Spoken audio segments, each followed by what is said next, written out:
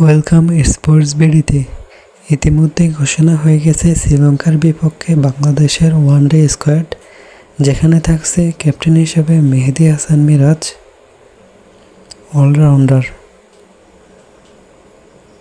Tanzim Tamim, batsman Parvez Hossain ইমন, batsman সম্প্রতি তার performance অনেকটা ভালো। নাঈম শেখ অনেকদিন পর দলে যুক্ত হলেন।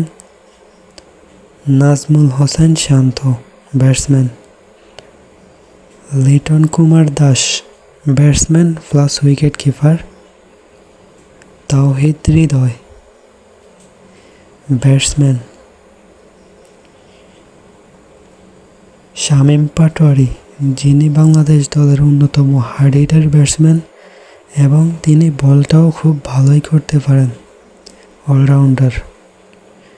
তাসকিন আহমেদ, বাংলাদেশ দলের পেস ইউনিটের নেতা, ফাস্ট বোলার।